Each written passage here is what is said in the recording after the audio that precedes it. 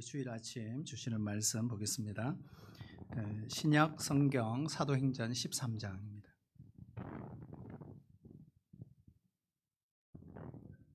사도행전 13장 우리 16절로 23절까지입니다. 우리 함께 찾으셔서 교독으로 읽고요. 우리 23절 우리 같이 읽도록 하겠습니다.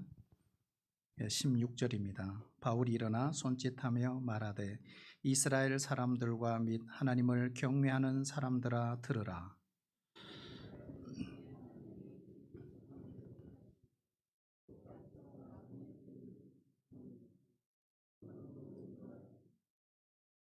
광야에서 약 40년간 그들의 소행을 참으시고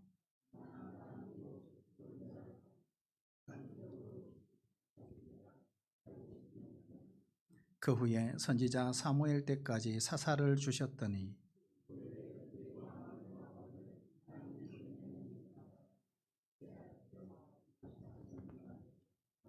패하시고 다윗을 왕으로 세우시고 정언하여 이르시되 내가 이새의 아들 다윗을 만나니 내 마음에 맞는 사람이라 내 뜻을 다 이루리라 하시더니 하나님이 약속하신 대로 이 사람의 후손에서 이스라엘을 위하여 구주를 세우셨으니 곧 예수라. 아멘. 1945년 8월 15일 우리 민족에게 하나님께서 놀라운 선물을 주신 날입니다. 오늘처럼 청명하고 깨끗하고 더운 그런 여름날이었습니다. 그런데 그날 거리 곳곳에 이렇게 골목마다 또 거리마다 벽보가 붙었어요. SNS가 발달되지 않는 시대다 보니까 이런 벽보였어요. 정오에 중대한 방송이 있습니다.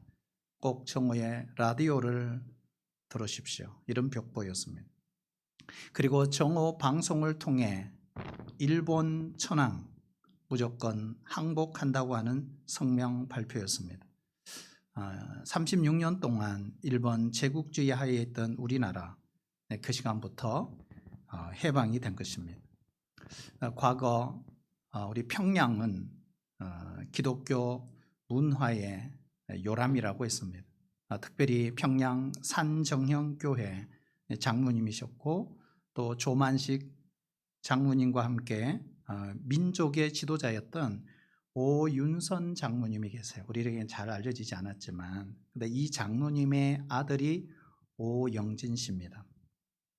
이분이 그 당시의 상황을 기록으로 남겼어요. 이렇게요.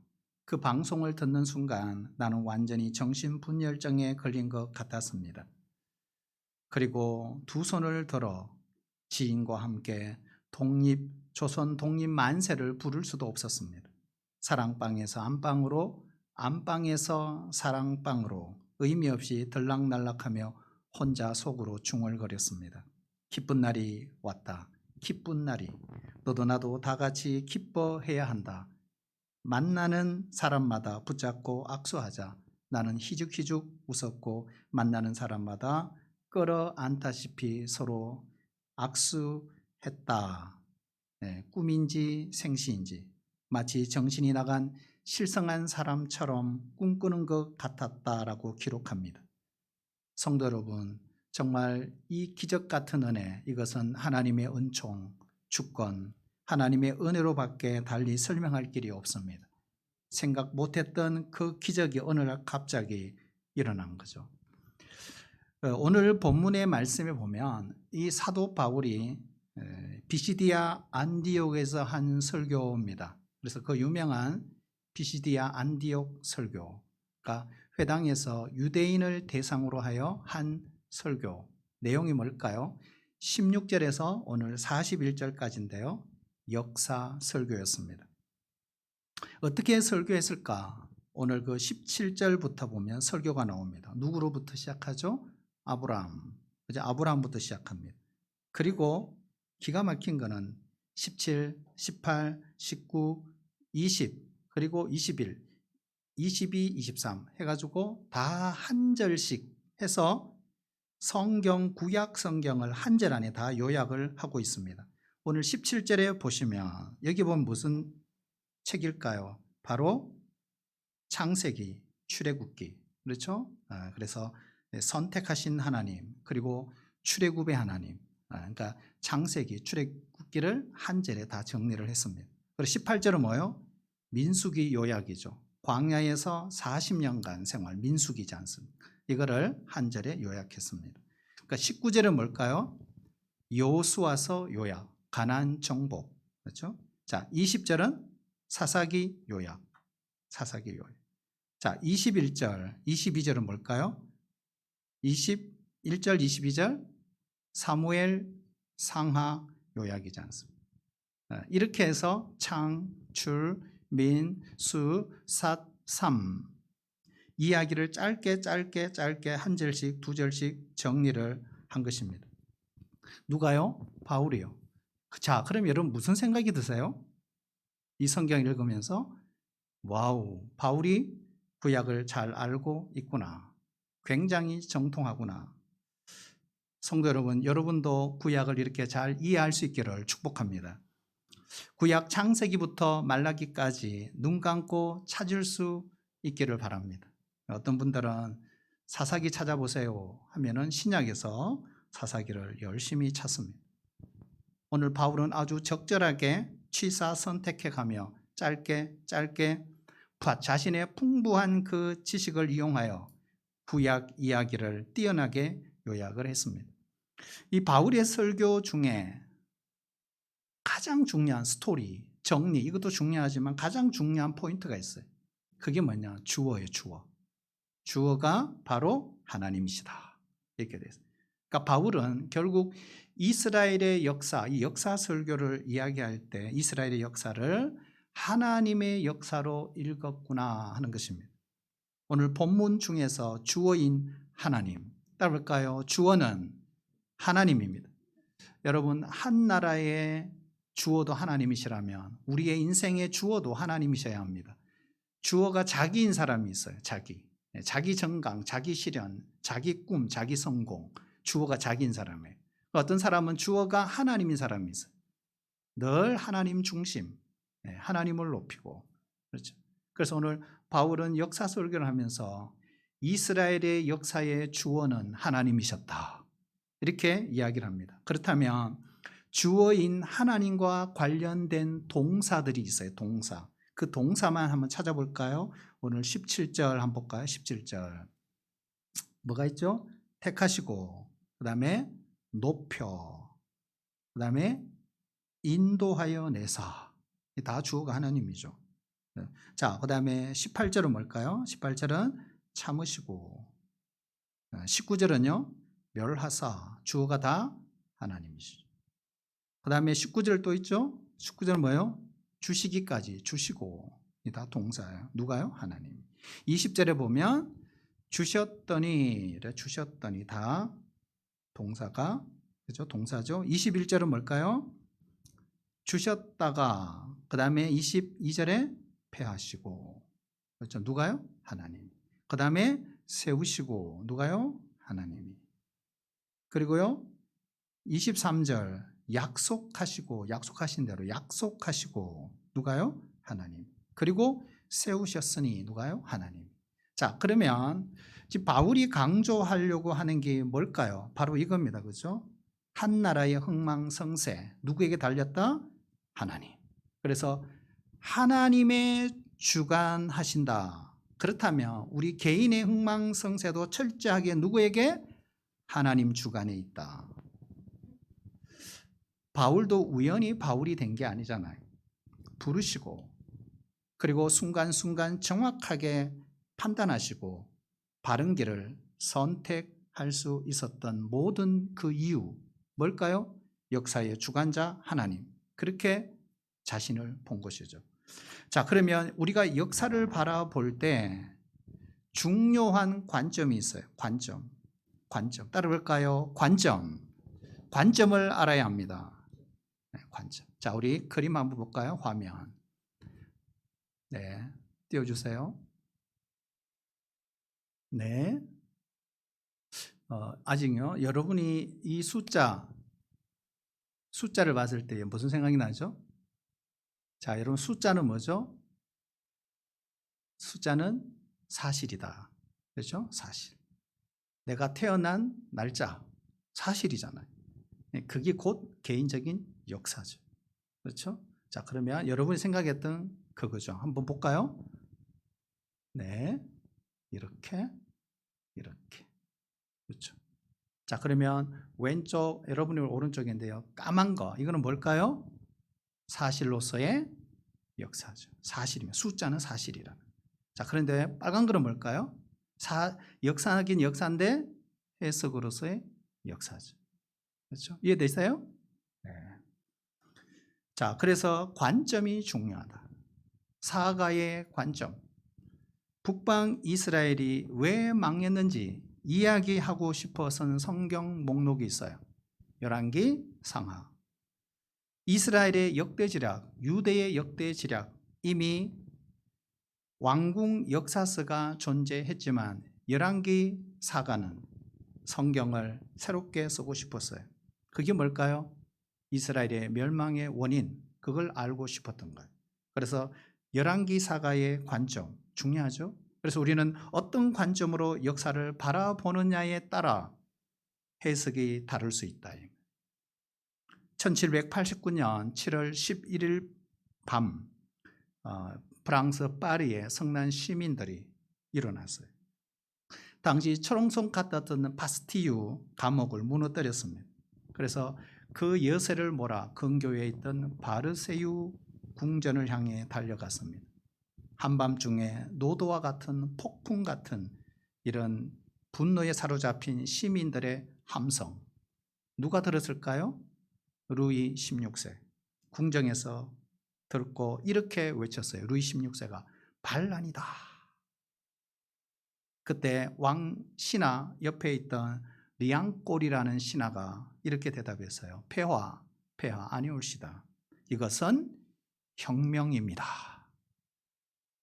너무나 우리에게 잘 알려진 역사적인 사건, 뭐죠? 프랑스 대혁명입니다.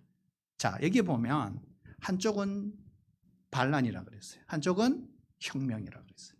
그러면 혁명과 반란은 전혀 반대 개념이잖아요.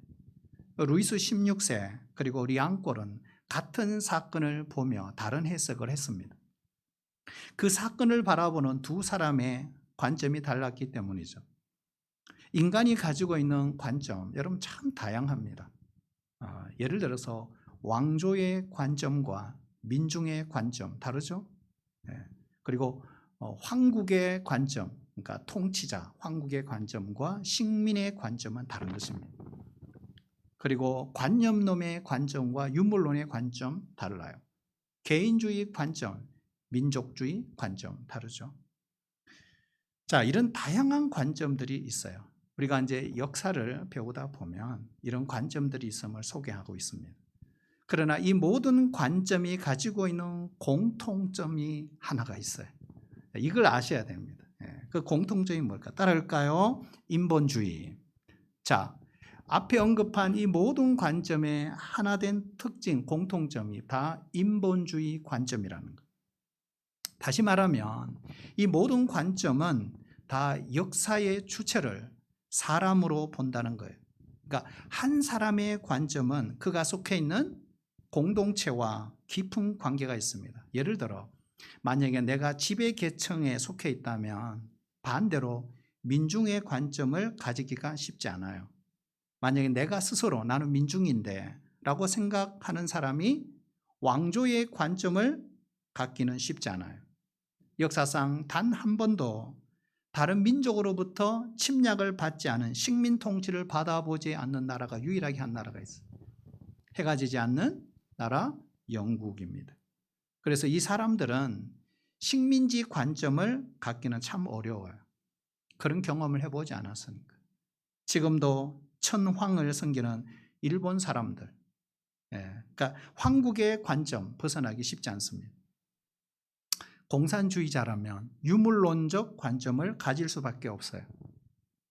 한 사람이 어디에 속해 있느냐에 따라서 관점이 달라지고 무슨 관점을 가지고 있느냐에 따라 그가 속한 그 집단을 성격을 규명할 수 있습니다. 그렇다면 중요한 우리잖아요. 우리. 자, 신자는 어떤 관점을 가져야 할까? 사실 이것을 논하려면 성도가, 신자가 어떤 공동체에 속해 있는지를 먼저 규명해야 합니다. 그러니까 말하자면 교회 공동체는 어떤 공동체인지 이걸 알아야 한다는 거예요. 자, 그러면 성도, 신자는 지배자인가? 그렇지 않습니다. 성도는 민중인가? 그렇지 않습니다. 성도는 민족주의자인가? 그렇지 않아요. 자, 거꾸로 말하면 지배자, 민중, 민족주의자, 이 사람이 신자가 될 수는 있지만 신자가 지배자, 민중, 민족주의자 의미는 아니라는 사실입니다. 그럼 신자는 뭘까요? 따라올까요? 예수님 안에서 하나님을 믿는 자. 자, 예수님 안에서 하나님을 믿는 사람이 신자잖아요. 그렇기 때문에 성도들이 모인 공동체, 교회는 이 세상의 그 어떤 공동체와 또 구별이 된다. 따라서 신자는 이 세상의 어떤 관점과도 무관하다는 것입니다. 성도는 역사의 주체를 왜 그렇게 보느냐? 인간으로 보지 않습니다. 하나님으로 보기 때문에 그래요. 그러므로 성도는 인본주의가 아니에요. 신본주의입니다. 그래서 신본주의 역사관을 갖고 살아가는 사람이 누구다? 성도, 신자, 이렇게 말합니다. 무슨 말일까요? 모든 역사를 하나님의 관점에서 이해하는, 그리고 그 역사의 주체를 하나님으로 인정하는 사람, 그 사람이 뭐예요? 성도, 신자라는 거예요. 사도 바울도 한때 예수님 만나기 전까지 그는 민족주의자였어요. 잘 아시잖아요.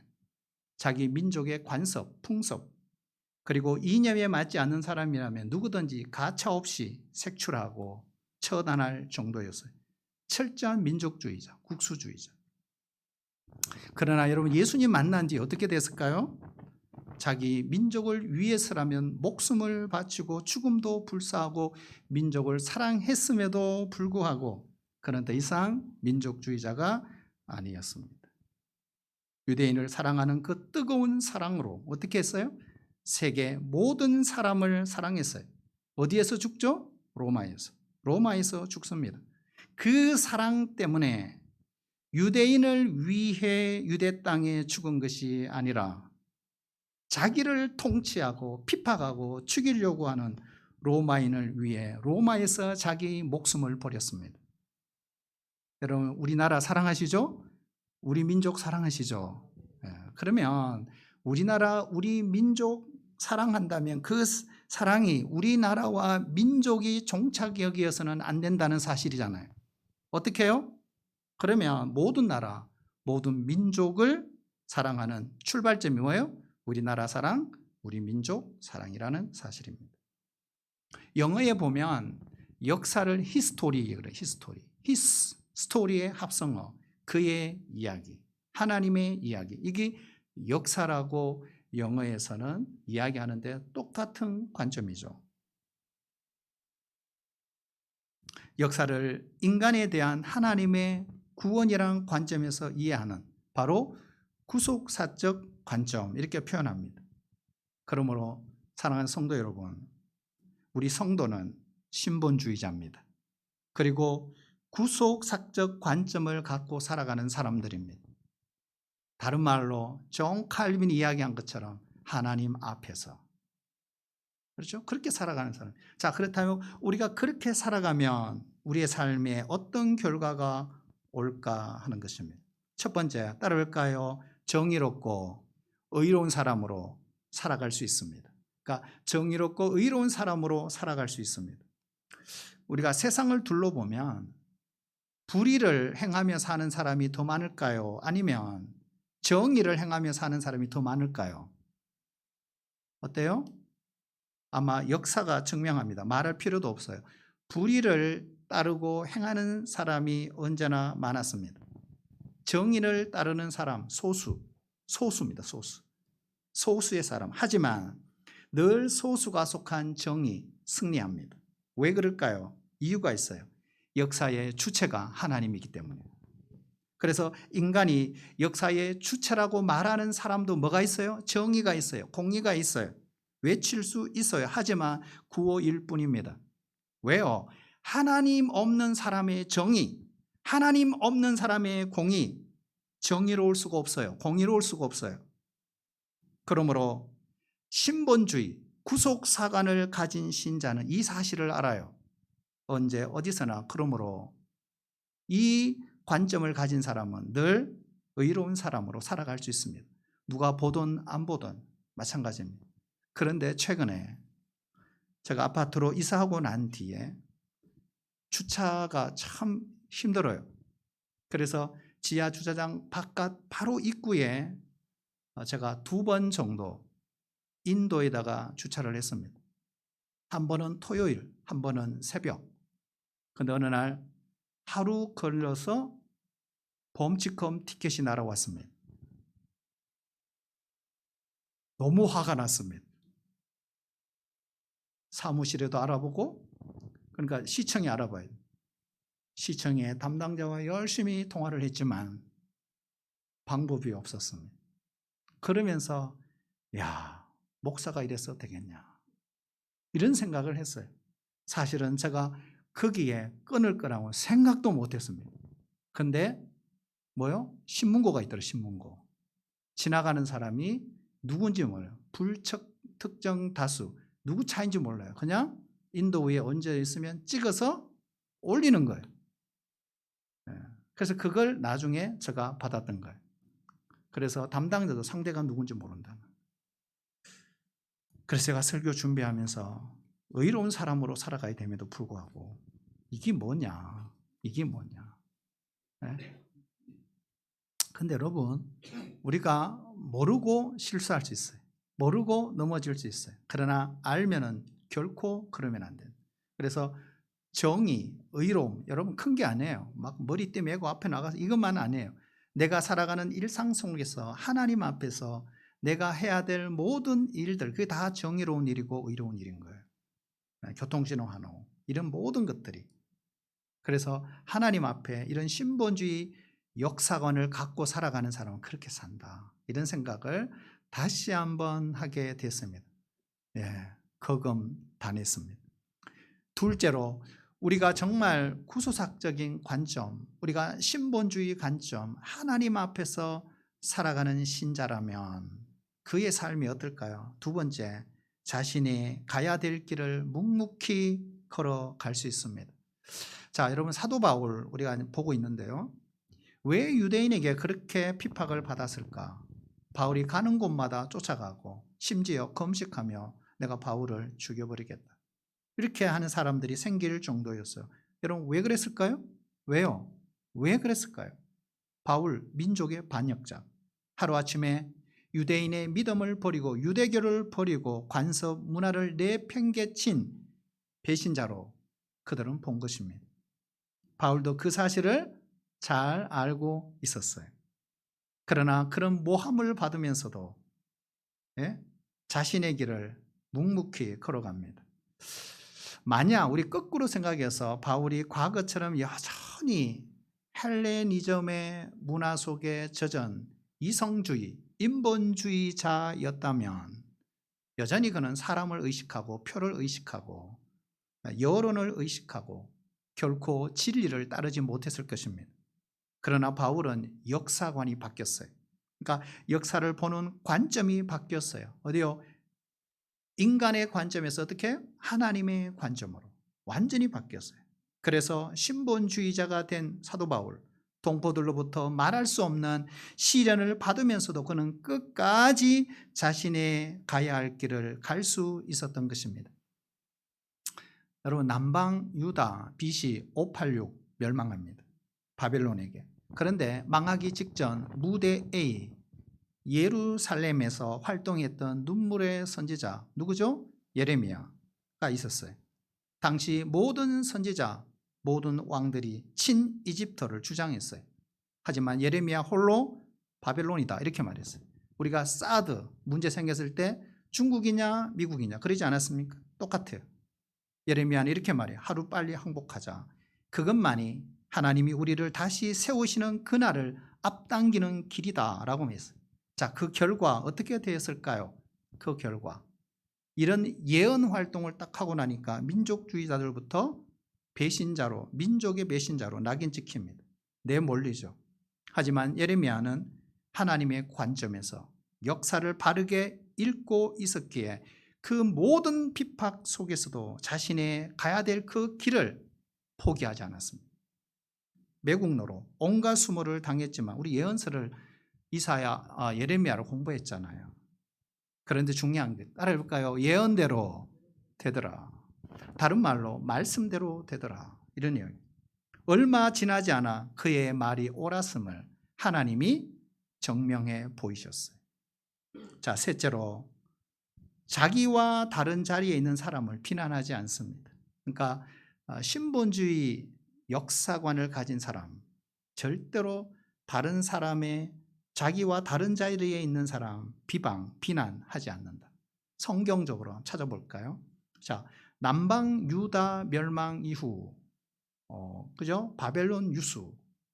예루살렘에 많은 사람들이 바벨론 포로로 끌려갑니다. 그때 무대 B 누가 있죠?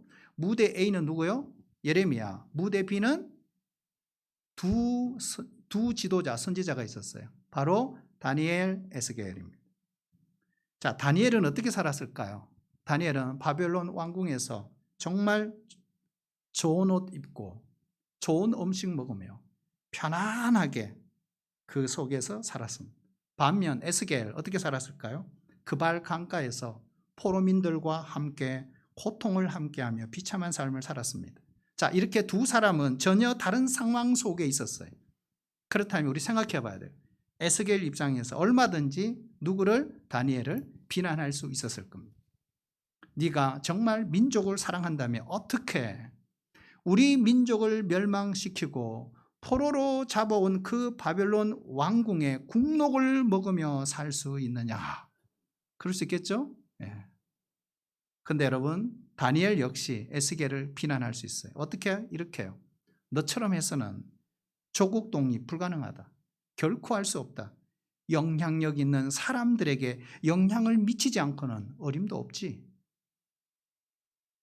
그들은 서로를 비난할 수 있었지만 자신과 다른 자리에 있는 그 상들을 비난하거나 부정하거나 부인하지 않았어요. 왜 그랬을까? 이게 중요한 거예요. 왜 그랬을까요? 바로 하나님의 관점에서 하나님이 자신들을 다른 자리에 세우심으로 선한 역사를 이끌어가고 계신다는 그 사실, 그걸 알고 있었기 때문입니다. 이게 뭐예요? 신본주의 역사관이에요. 다니엘은 왕궁에서 끊임없이 왕들에게 선한 영향력을 미친 결과 고레스 칙령, 이스라엘의 포로들 해방되어 되는데 결정적으로 기여를 합니다. 누구요? 다니엘. 자, 그것이 보면 다니엘이 왕궁에 없었다면 불가능한 일이었겠구나 하는 걸 알 수 있어요. 자, 에스겔은 뭘까요? 에스겔은 그발 강가에서 어떻게 했을까요? 포로민들, 그죠? 이스라엘 유다 백성들에게 말씀을 가르치고 그들이 다시 예루살렘으로 돌아갔을 때 하나님과의 바른 관계를 맺도록 하는 일에 열심히 기여합니다.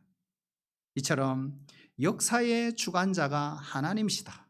이 관점을 갖고 살아가는 사람들의 마인드가 있어요. 그 마인드가 뭘까?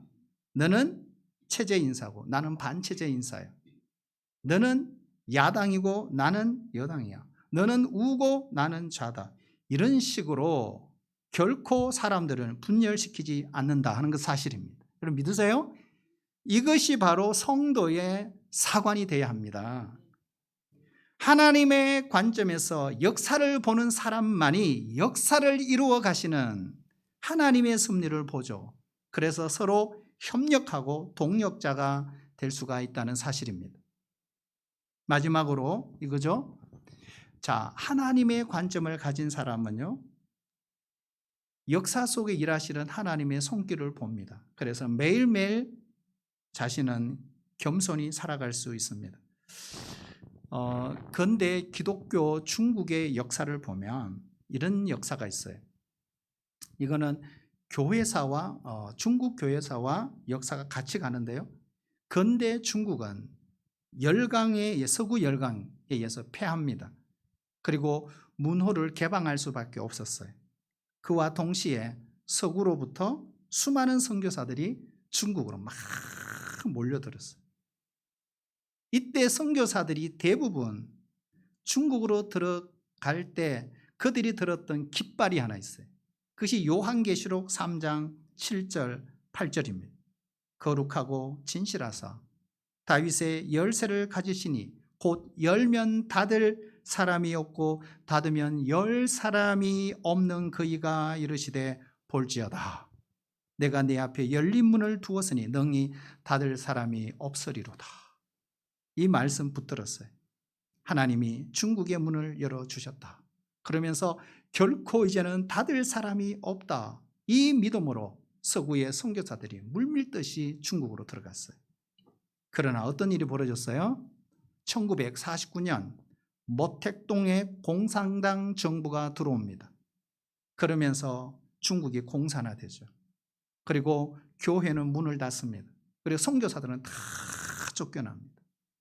그때 선교사들이 얼마나 절망했을까요? 얼마나 고통스러워했을까요? 떠나면서 그들이 하나님을 향해 이렇게 외쳤어요. 하나님, 왜 중국을 버리십니까? 중국이 공산화되기 이전에 선교사들이 가장 큰 애를 먹었던 것이 있어요. 그게 뭐냐 하면 중국 전역에 만연되어 있었던 수천 년 동안 내려오는 미신이었다고 합니다. 미신. 그런데 지난 세월 공산당 치하에서 놀라운 사실은 이 모든 미신이 타파되었다는 거예요. 공산당 1인 독재 정권이 아니면 결코 할 수 없는 일이었어요. 만약 선교사들이 했다면 수백 년의 시간이 걸려도 불가능했을 일이다. 이렇게 이야기를 합니다. 이 사실은 1987년 우리나라를 방한했던 중국 조선족 목회자 중 가장 원로였던 김성하 목사님이 하신 말씀입니다. 하나님은 이미 미신이 없는 중국에 다시 복음의 문을 열어주셨다. 이제 중국 크리스찬은 우리 대한민국의 숫자의 인구의 2배 이상이다. 앞으로 중국 교회 계속 불길처럼 번져 나갈 것이다. 성도 여러분, 눈에 보이는 역사, 이게 전부가 아니다. 눈에 보이는 그 역사 사건 배후에 하나님이 일하고 계심을 믿으시기를 축복합니다. 여러분, 우리 개인의 역사도 그렇지 않나요? 하나님의 관점에서 역사를 보는 사람만이 그 손길을 볼 수 있습니다. 그러므로 매일매일 어떻게 해요? 자만하지 않죠. 절망하지 않죠. 늘 겸손하게 삽니다. 바르게 살아갈 수 있습니다.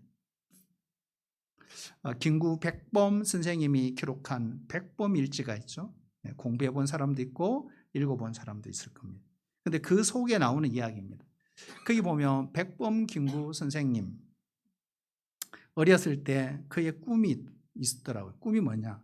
관상쟁이 되는 거예요. 관상쟁이.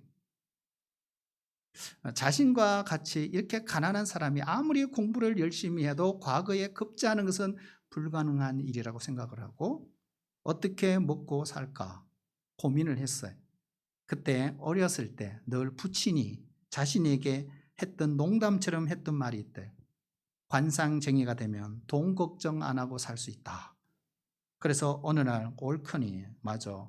그래서 나도 관상 보는 사람이 되어야지. 그래서 관상에 관한 책을 모으기 시작하고 그는 공부를 시작했습니다. 독학을 했죠. 그리고 열심히 읽었어요. 그리고 훈련도 쌓았습니다. 이제 관상을 보아도 될 수준에 이르렀어요. 1차적으로 남의 관상을 보아주기 전에 먼저 거울을 갖다 놨답니다. 그리고 거울을 보면서 자신의 관상을 보았다고 합니다. 여러분 잘 나왔을까요?